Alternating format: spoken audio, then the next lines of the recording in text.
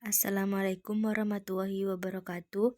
Perkenalkan, nama saya Quratul Masruro dengan NIM 2001030. Saya mahasiswa semester 4, program studi D3 Farmasi, Akademi Farmasi Yana Susada Bangkalan. Saya di sini akan menjelaskan tentang pengantar fitokimia dan perhitungan. Definisi dari kimia farmasi.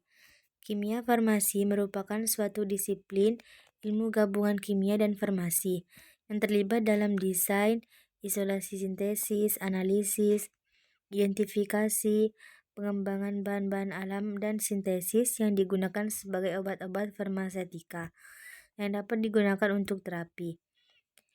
Kimia farmasi 2 ini mengkaji tentang analisis kuantitatif pada obat.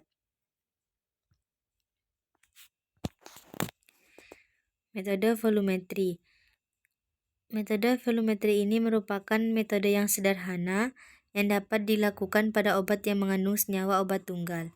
Analisis kuantitatif dengan volumetri dilakukan dengan mereaksikan suatu zat yang dianalisis dengan larutan standar atau baku yang telah diketahui konsentrasinya secara teliti.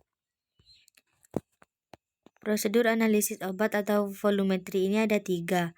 Yang pertama ada pembuatan larutan titer, yang kedua ada pembakuan atau standarisasi larutan titer, dan yang ketiga penggunaan larutan titer untuk penetapan kadar senyawa tertentu dalam sampel uji. Selanjutnya titrasi. Titrasi ada 4, ada titrasi netralisasi, ada titrasi pengendapan, titrasi redoks, titrasi pembagian kompleks. Titrasi pembagian kompleks. Titrasi netralisasi ada alkalimetri dan asidimetri. Titrasi pengendapan, titrasi yang menghasilkan endapan yang tidak mudah larut antara titran dan analit.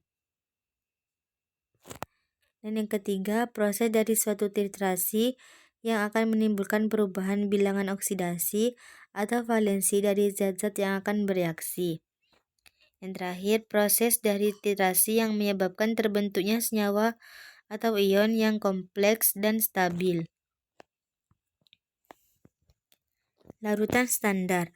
Larutan standar merupakan larutan yang telah diketahui konsentrasinya dengan akurat dan tepat. Satuan N normalitas atau M molaritas. Larutan standar primer dan sekunder. Larutan standar primer ada 4. Kemurniannya tinggi, stabil pada suhu kamar dan suhu pemanasan. Massa molekul relatif MR tinggi, mudah diperoleh. Larutan sekunder, kemurniannya rendah, stabil dalam penyimpanan, dan berat ekivalen besar.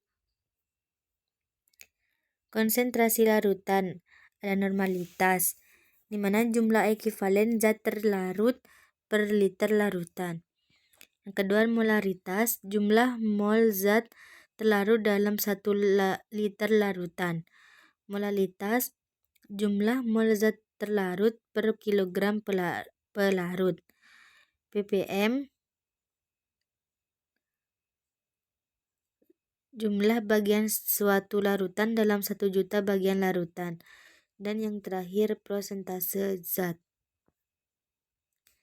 Sekian penjelasan dari saya, kurang lebihnya saya mohon maaf. Wassalamualaikum warahmatullahi wabarakatuh.